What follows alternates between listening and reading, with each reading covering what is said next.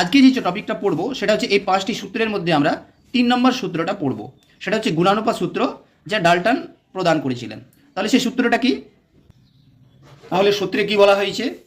এখানে বলা হচ্ছে যে দুটি মৌল পরস্পরের সাথে যুক্ত হয়ে যদি একাধিক যৌগ উৎপন্ন করে, তবে একটি মৌলের নির্দিষ্ট ভরের সাথে অপর মৌলটি যে যে ভরে যুক্ত হয় তা সর্বদা সরল অনুপাতে থাকবে, অর্থাৎ 1:2 বা 2:3 এই জাতীয় অনুপাতে থাকবে।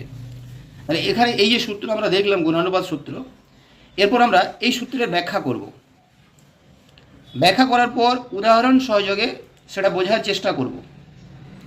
তারপর সেখান থেকে আমরা বিভিন্ন প্রশ্ন দেখব যা পরীক্ষায় আসে, এবং শেষে আমরা এখান থেকে গাণিতিক প্রশ্ন দেখব কেমন এসে থাকে। তাহলে এবার ব্যাখ্যা বা এক্সপ্লানেশন। তাহলে সূত্র অনুযায়ী আমরা ধরে নিই যে এ ও বি দুটি আলাদা মৌল। এই মৌলগুলো যদি পরস্পরের সাথে বিক্রিয়া করে তাহলে কি হবে না, সূত্রে বলেছে যদি দুটো মৌল পরস্পরের সাথে বিক্রিয়া করে একাধিক যৌগ উৎপন্ন করে, তাহলে এক্ষেত্রে একাধিক যৌগ উৎপন্ন হবে।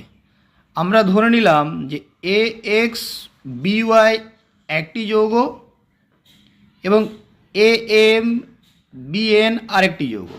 তাহলে এ বি দুটি আলাদা মৌল যা পরস্পরের সাথে বিক্রিয়া করে দুটো আলাদা যৌগ উৎপন্ন করলো সূত্র অনুযায়ী, কারণ এখানে বলেছে যদি দুটো মৌল পরস্পরের সাথে বিক্রিয়া করে একাধিক যৌগ উৎপন্ন করে।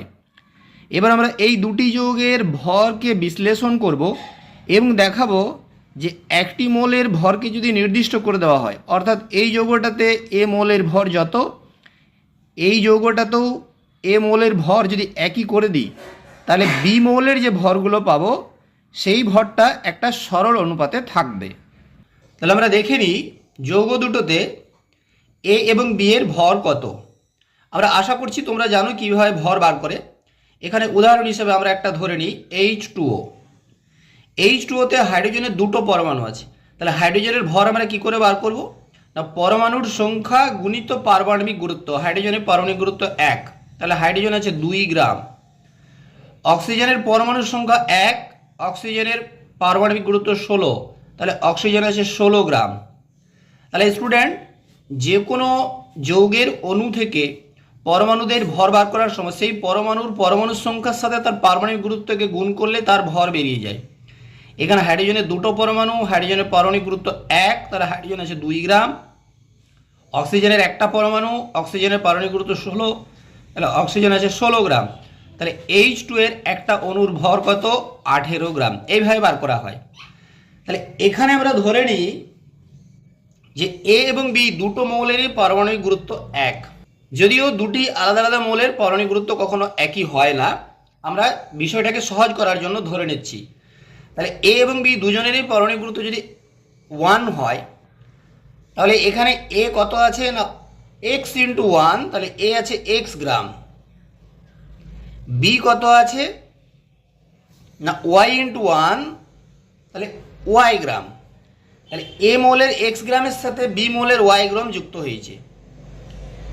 একইভাবে student A M B N যৌগটিতে লক্ষ্য করো m × 1, তাহলে এ মৌলের m গ্রাম, বি এর ক্ষেত্রে n × 1 n গ্রামের সাথে যুক্ত হয়েছে। এবার সূত্র অনুযায়ী একটি মৌলের ভরকে আমাদের নির্দিষ্ট করে দিতে হবে, কারণ সূত্রে বলেছে যে দুটি মৌল বিক্রিয়া করে যদি একাধিক যৌগ উৎপন্ন করে, তাহলে একটি মৌলের নির্দিষ্ট ভরের সাথে, নির্দিষ্ট ভর বলতে দুটি যৌগতেই একটি মৌলের ভর একই হতে হবে। তাহলে এখানে এ মৌলের x গ্রামের সাথে বি মৌলের y গ্রাম যুক্ত হচ্ছে। তাহলে আমরা যদি ঐকিক নিয়মে করি যে x গ্রামের সাথে y গ্রাম যুক্ত হয়, তাহলে 1 গ্রামের সাথে যুক্ত হবে নিশ্চয়ই y/x গ্রাম।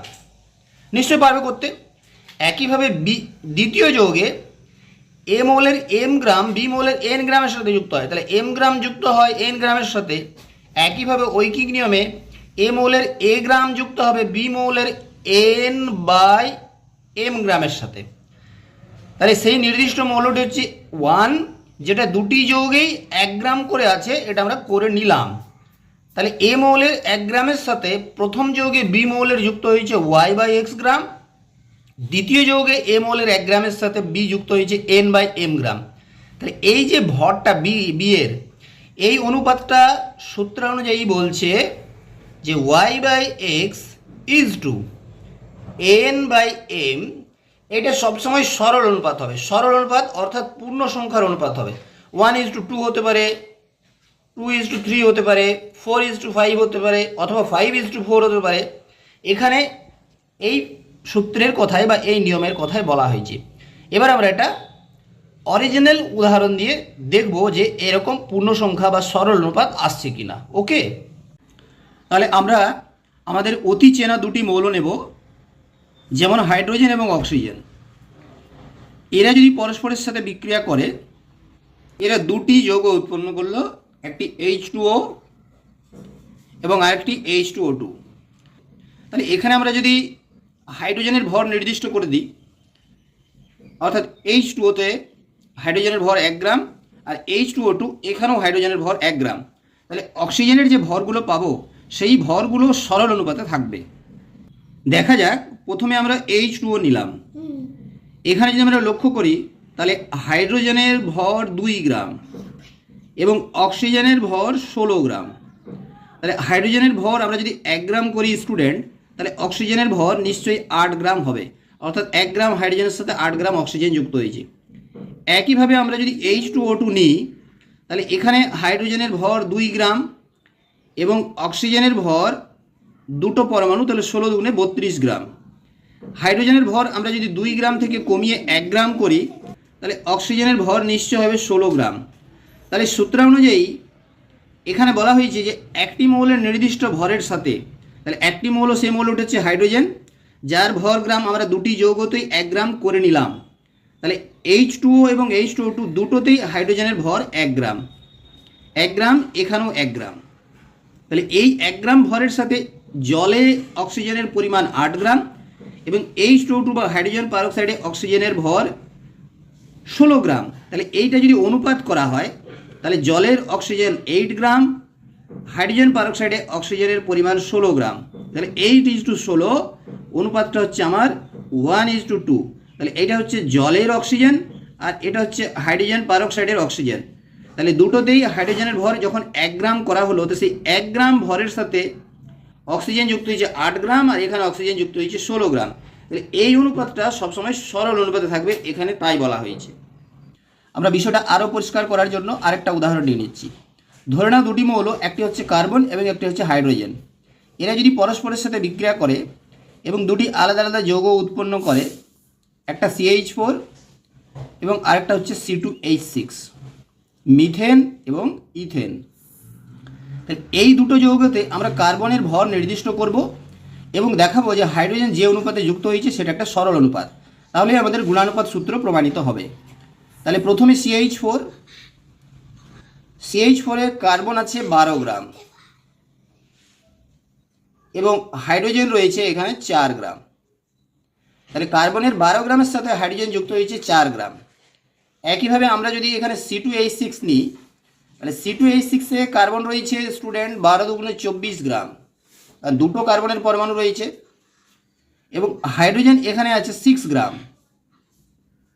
তাহলে 24 গ্রামের সাথে 6 গ্রাম, তাহলে আমরা এটাকে যদি 12 গ্রাম করে দিই, তাহলে 6 গ্রামটা হয়ে যাবে অর্ধেক, অর্থাৎ 3 গ্রাম। তাহলে এবার লক্ষ্য করো যে CH4 সেখানে কার্বনের ভর আমরা করলাম 12 গ্রাম, C2H6 এখানেও কার্বনের ভর করলাম 12 গ্রাম। তাহলে সূত্র অনুযায়ী একটি মৌলের ভর আমরা নির্দিষ্ট করে দিলাম, সেই নির্দিষ্ট ভরটা হচ্ছে 12 গ্রাম। তাহলে সেই 12 গ্রামের সাথে বাকি মৌলটা যে যে ভরে যুক্ত হয়েছে সেই অনুপাতটা আমাদের নিশ্চয়ই সরল অনুপাতে থাকবে। তাহলে CH4 এ 12 গ্রাম কার্বনের সাথে হাইড্রোজেন যুক্ত হয়েছে 4 গ্রাম, আর C2H6 এ 12 গ্রাম কার্বনের সাথে হাইড্রোজেন যুক্ত হয়েছে 3 গ্রাম। তাহলে CH4 এখানে 12 গ্রাম কার্বনের সাথে হাইড্রোজেন যুক্ত হয়েছে 4 গ্রাম, C2H6 এখানে 12 গ্রাম কার্বনের সাথে হাইড্রোজেন যুক্ত হয়েছে 3 গ্রাম। তাহলে এই যে অনুপাতটা, এটা একটা পূর্ণ সংখ্যার অনুপাত, একে সরল অনুপাত বলা হয়, যেটা 4:3। এই সূত্রে এই কথাটিই বলা হয়েছে। আরও একাধিক যৌগ নিয়ে তোমরা প্র্যাকটিস করে দেখবে। যদি বুঝতে অসুবিধা হয় আমাকে কমেন্ট সেকশনে জানাবে যে স্যার এরকম আসছে না, আমি সেটা সলভ করার চেষ্টা করব। তাহলে স্টুডেন্ট আমরা দেখে নিই এখান থেকে কেমন প্রশ্ন আসে।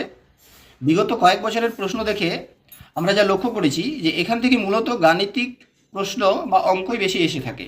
আমরা একটা উদাহরণ এখান থেকে তুলেছি, যেমন আয়রনের দুটি অক্সাইডে অক্সিজেনের শতকরা পরিমাণ যথাক্রমে 22.22% এবং 30%।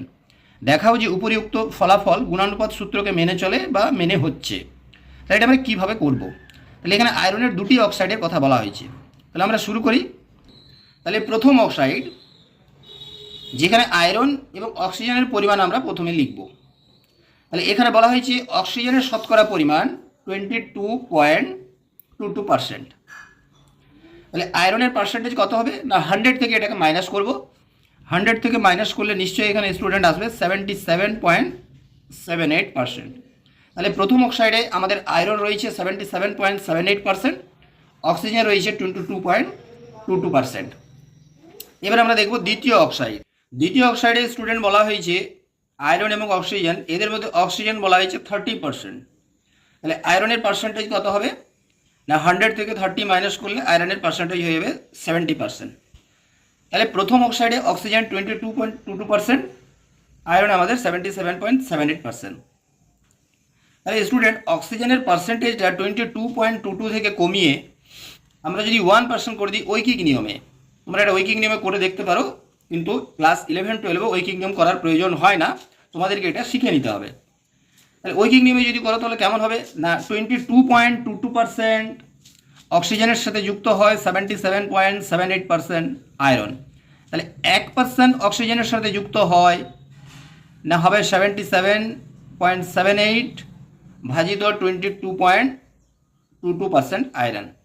এটা যদি তোমরা ভাগ করো তাহলে এখান থেকে প্রায় স্টুডেন্ট আসবে 3.5%। অথবা তুমি এমনও বলতে পারো যে এত গ্রামের সাথে যুক্ত হয় এত গ্রাম, তাহলে 1 গ্রামের সাথে যুক্ত হয় কত না, 3.5 গ্রাম। 1 গ্রামের সাথে যুক্ত হচ্ছে 3.5 গ্রাম। তাহলে অক্সিজেনের ভরটা আমরা করে নিলাম 1 গ্রাম। দ্বিতীয় অক্সাইডেও আমরা একইভাবে করব। এখানে লক্ষ্য করো আয়রন 70%, অক্সিজেন 30%। তাহলে ঐকিক নিয়মে তোমরা যদি করো রাফে, তাহলে তোমরা লিখবে যে 30% বা 30 গ্রাম অক্সিজেনের সাথে যুক্ত হয় 70 গ্রাম আয়রন। তাহলে 1% অথবা 1 গ্রাম আয়রনের 1 গ্রাম অক্সিজেনের সাথে 1 গ্রাম অক্সিজেনের সাথে যুক্ত হবে 70/30% বা 30 গ্রাম আয়রন।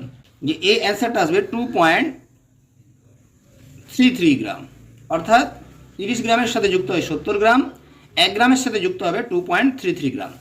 তাহলে এবার লক্ষ্য করো যে প্রথম অক্সাইডে অক্সিজেনের ভর 1 গ্রাম, দ্বিতীয় অক্সাইডে অক্সিজেনের ভর 1 গ্রাম। তাহলে সূত্র অনুযায়ী একটি মৌলের নির্দিষ্ট ভরের সাথে এখানে সেই একটি মৌল হচ্ছে অক্সিজেন, যার নির্দিষ্ট ভর হচ্ছে 1 গ্রাম। তাহলে এখানেও 1 গ্রাম, এখানেও 1 গ্রাম। তাহলে সেই নির্দিষ্ট ভরের সাথে অপর মৌল বলতে আয়রন, অপর মৌলটি যে যে ভরের অনুপাতে যুক্ত হয়েছে, তাহলে অপর মৌলটির যে যে ভরের অনুপাতে যুক্ত হয়েছে, তাহলে আমরা এখানে লিখে নিলাম প্রথম অক্সাইড এবং দ্বিতীয় অক্সাইড। তাহলে প্রথম অক্সাইডে 1 গ্রাম অক্সিজেনের সাথে যুক্ত হয়েছে আয়রন 3.5 গ্রাম, এবং দ্বিতীয় অক্সাইডে 1 গ্রাম অক্সিজেনের সাথে আয়রন যুক্ত হয়েছে 2.33 গ্রাম। একটি মৌলের নির্দিষ্ট ভর, দ্বিতীয় মৌলের ভরগুলো আমরা এখানে লিখলাম। এটা আমি বারবার রিপিট করছি, তোমরা যেহেতু এটা প্রথম পড়ছো বা প্রথম শিখছো, যাতে বুঝতে কোনো অসুবিধা না হয়। এটাকে তুমি যদি সলভ করো, তাহলে এটাকে যদি ভাগ করো, ক্যালকুলেটার ক্লাস 11-12 অ্যালাউ আছে, সেটা তুমি যদি ইউজ করো তাহলে এখানে দেখবে যে এই রেশিওটা আসবে 3:2। 3:2 পূর্ণ সংখ্যার অনুপাত, এটাকে আমরা সরল অনুপাত বলতে পারি। তাহলে এই সরল অনুপাত গুণানুপাত সূত্রে এই কথাই বলা হয়েছে, যা আমরা এই অঙ্কের মাধ্যমে দেখলাম। তাহলে মিথ্যানুপাত সূত্র যেটা আমরা আজকে পড়বো, সেই সূত্রে কি বলেছে, তাহলে আমরা সূত্রটা দেখে নিই। সূত্রে বলছে যদি দুটি মৌল অপর একটি তৃতীয় মৌলের সাথে পৃথক পৃথকভাবে যুক্ত হয়ে যৌগ গঠন করে, তবে ওই তৃতীয় মৌলের নির্দিষ্ট ভরের সাথে প্রথম মৌল দুটি যে যে ভরের অনুপাতে যুক্ত হয়, তারা যদি নিজেরা বিক্রিয়া করে তবে ঠিক সেই ভরের অনুপাতে বা তার সরল গুণিতকের বা উপগুণিতকের অনুপাতে যুক্ত হবে। এই হচ্ছে মূল সূত্র।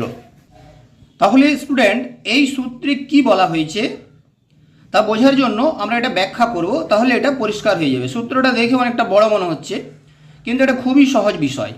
আমরা কিভাবে শুরু করব না, প্রথমে বলেছি যদি দুটি মৌল, তাহলে আমরা ধরে নিলাম সেই দুটি মৌল হচ্ছে একটি এ এবং আরেকটি মৌল হচ্ছে বি।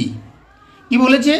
একটি তৃতীয় মৌলের সাথে একটি তৃতীয় মৌল আমরা ধরে নিলাম সি, একটি তৃতীয় মৌলের সাথে পৃথক পৃথকভাবে যুক্ত হয়। তাহলে এ এবং বি দুটি মৌল, একবার এ সি এর সাথে বিক্রিয়া করলো, একবার বি সি এর সাথে বিক্রিয়া করলো এবং এখান থেকে যৌগ উৎপন্ন করলো। এবং আমি ধরে নিচ্ছি যে প্রথমে যৌগ উৎপন্ন হলো এ এ সি এবং পরে যৌগ উৎপন্ন হলো বি বি সি। এগুলো সংকেত আমরা ধরে নিলাম। তাহলে এ এবং বি দুটি পৃথক মৌল, যারা সি একটি তৃতীয় মৌল, তার সাথে আলাদা আলাদা বা পৃথক পৃথকভাবে বিক্রিয়া করে যৌগ গঠন করলো। এবার কি বলছে?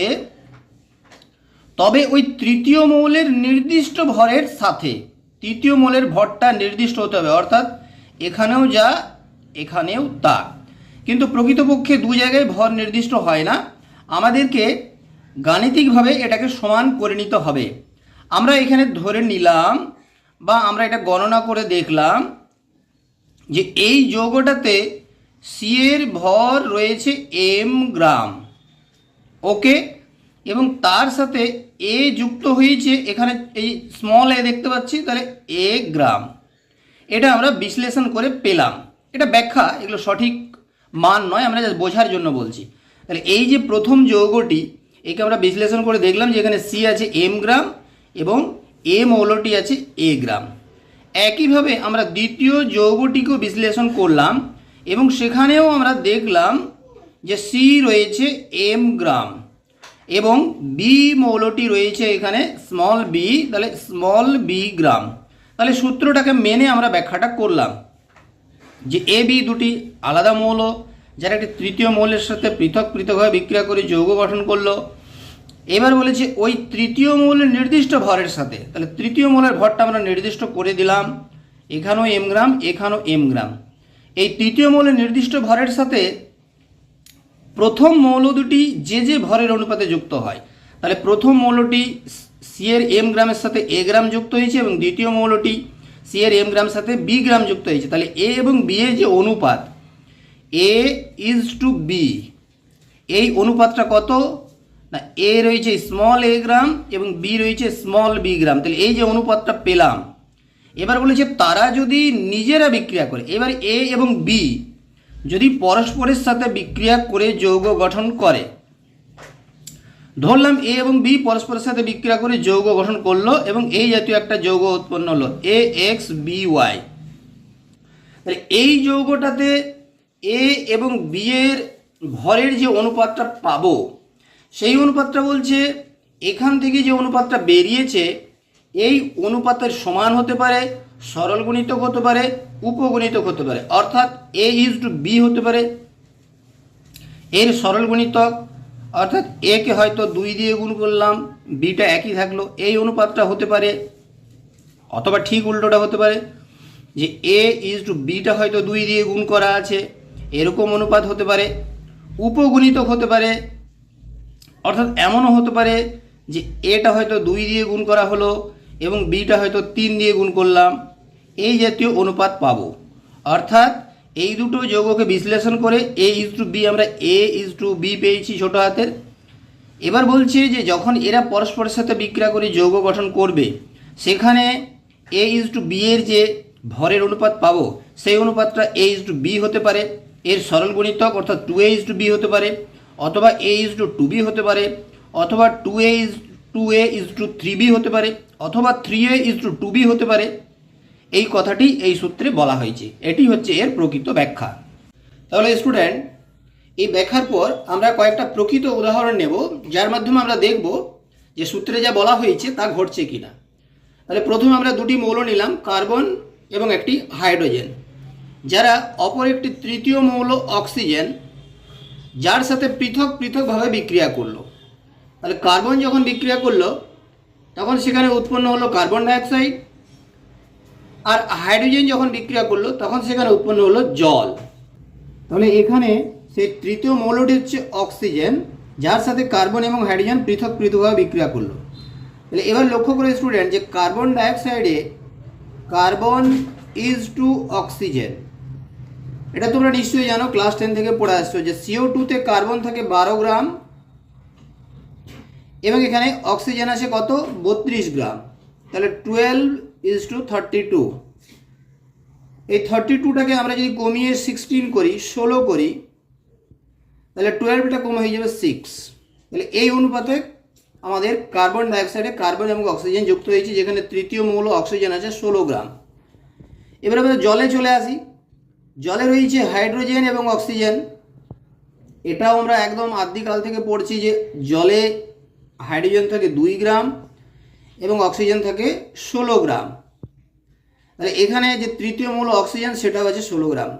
তাহলে সূত্রকে মেনে আমরা কি বলতে পারি যে তৃতীয় মৌল অক্সিজেন তার ভরকে নির্দিষ্ট রাখা হয়েছে। কার্বন ডাইঅক্সাইডে সেই তৃতীয় মৌল অক্সিজেনের ভর 16 গ্রাম এবং জলে সেই তৃতীয় মৌল অক্সিজেনের ভর 16 গ্রামই। তাহলে কার্বন রয়েছে 6 গ্রাম এবং হাইড্রোজেন এখানে রয়েছে 2 গ্রাম। এর অর্থটা হচ্ছে যে তাহলে তৃতীয় মৌলকে বাদ দিয়ে কার্বন এবং হাইড্রোজেনের আমরা যদি অনুপাতটা করি, তাহলে এখানে লক্ষ্য করো কার্বন রয়েছে 6 গ্রাম এবং হাইড্রোজেন রয়েছে 2 গ্রাম। তাহলে এই রেশিওটা আমাদের হয়ে যাচ্ছে 3:1। তাহলে সূত্রে কি বলছে যে এবার কার্বন এবং হাইড্রোজেন পৃথক পৃথকভাবে পরস্পরের সাথে যদি যুক্ত হয়, বিক্রিয়া করে যৌগ গঠন করে, তাহলে হয় তারা 3:1 অনুপাতে যুক্ত হবে, অথবা এই সরল গুণিতক অথবা এই উপগুণিতক। সেটা আমরা দেখে নিই। আমরা জানি যে কার্বন এবং হাইড্রোজেন যখন পরস্পরের সঙ্গে বিক্রিয়া করে তখন সেখান থেকে একাধিক হাইড্রাইড উৎপন্ন হয়, যেমন CH4। তাহলে CH4 এ carbon is to hydrogen, CH4 এ কার্বনের একটা পরমাণু, তাহলে কার্বন রয়েছে 12 গ্রাম এবং হাইড্রোজেনের 4 আছে, তাহলে 4 গুণিত 1, যেহেতু 1 পারমাণবিক গুরুত্ব, তাহলে 12:4। এটা আমরা যদি রেশিওটা করি তাহলে 3:1। তাহলে লক্ষ্য করো উপরের বিশ্লেষণ অনুযায়ী কার্বন এবং হাইড্রোজেনের পরস্পরের সাথে যুক্ত হওয়ার সময় ভরের অনুপাত 3:1 বা এর সরল গুণিতক হওয়ার কথা। প্রকৃতপক্ষে কার্বন এবং হাইড্রোজেন যখন যুক্ত হয় সেখানেও আমরা দেখলাম যে 3:1 অনুপাতেই যুক্ত হচ্ছে। এটাই মিথনুপাত সূত্রের সৌন্দর্য।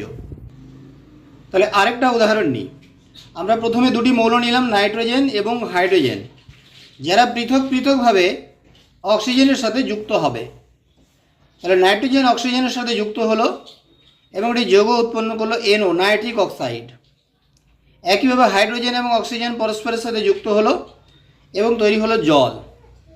তাহলে এখানে তৃতীয় মৌল হচ্ছে অক্সিজেন এবং নাইট্রোজেন হাইড্রোজেন হচ্ছে প্রথম দুটি মৌল। তাহলে NO-তে নাইট্রোজেন এবং অক্সিজেন এদের ভরের অনুপাত, তাহলে এদের ভরের অনুপাত নাইট্রোজেন রয়েছে এখানে 14 গ্রাম এবং অক্সিজেন রয়েছে 16 গ্রাম। এটা যদি আমরা 2 দিয়ে ভাগ করি তাহলে হয়ে যাবে 7:8। তাহলে তৃতীয় মৌল অর্থাৎ অক্সিজেনের ভর আমরা রেখে দিলাম 8 গ্রাম, অর্থাৎ 7 গ্রাম নাইট্রোজেন 8 গ্রাম অক্সিজেনের সাথে যুক্ত হচ্ছে। এবার আমরা জলে চলে আসি। জলের ক্ষেত্রে আমরা হাইড্রোজেন ইজ টু অক্সিজেন করব। এখানে লক্ষ্য করো হাইড্রোজেন থাকে 2 গ্রাম এবং অক্সিজেন থাকে 16 গ্রাম। একেও যদি 2 দিয়ে ডিভাইড করি তাহলে 1:8। তাহলে এখানেও অক্সিজেন 8 গ্রাম। তাহলে তৃতীয় মৌল অক্সিজেন প্রথম যৌগটিতে 8 গ্রাম আছে এবং দ্বিতীয় যৌগটিতে 8 গ্রাম আছে, অর্থাৎ তৃতীয় মৌলের ভরটাকে আমরা নির্দিষ্ট করে দিলাম সূত্র অনুযায়ী, এই ভরটাকে নির্দিষ্ট রেখে। এইবার প্রথম এবং দ্বিতীয় মৌল তাহলে কোন অনুপাতে যুক্ত হচ্ছে, তাহলে নাইট্রোজেন ইজ টু হাইড্রোজেন এখানে রয়েছে 7 আর এখানে রয়েছে 1। তাহলে এরা যখন পরস্পরের সাথে বিক্রিয়া করে যৌগ গঠন করবে তখন 7:1 অনুপাতে এরা বিক্রিয়া করবে, অথবা এর সরল গুণিতক অথবা এর উপগুণিতকের অনুপাতে যুক্ত হবে। এবারে আমরা দেখব যে আসলে যখন নাইট্রোজেন এবং হাইড্রোজেন পরস্পরের সাথে যুক্ত হয় তখন এই অনুপাতটা মেনে চলে কি না। তাহলে নাইট্রোজেন এবং হাইড্রোজেন পরস্পরের সাথে বিক্রিয়া করলে আমরা সবাই জানি স্টুডেন্ট যে অ্যামোনিয়া উৎপন্ন হয়। অ্যামোনিয়াতে নাইট্রোজেন ইজ টু হাইড্রোজেন এর রেশিওটা কত হয় না, নাইট্রোজেন থেকে 14 গ্রাম এবং হাইড্রোজেন থাকে 3 গ্রাম। ওকে, তাহলে এই যে অনুপাতটা বেরিয়েছে 7:1 এর মধ্যে সেটা লুকিয়ে আছে। তোমরা লক্ষ্য করো 14কে আমরা কি লিখতে পারি না 2 × 7 ইজ টু, এই যে 3কে আমরা লিখতে পারি 1:3। তাহলে 7:1 এই যে রেশিওটা যেটা এখানে বেরিয়েছিল সেই রেশিওটাই এখানে আছে। সূত্রে বলা হয়েছে কখনো কখনো উপগুণিতকের অনুপাতে যুক্ত হতে পারে। তাহলে এখানে 7কে আমরা 2 দিয়ে গুণ করেছি আর এখানে 1কে 3 দিয়ে গুণ করেছি, তাহলে দেখো এটা 14:3 চলে আসছে।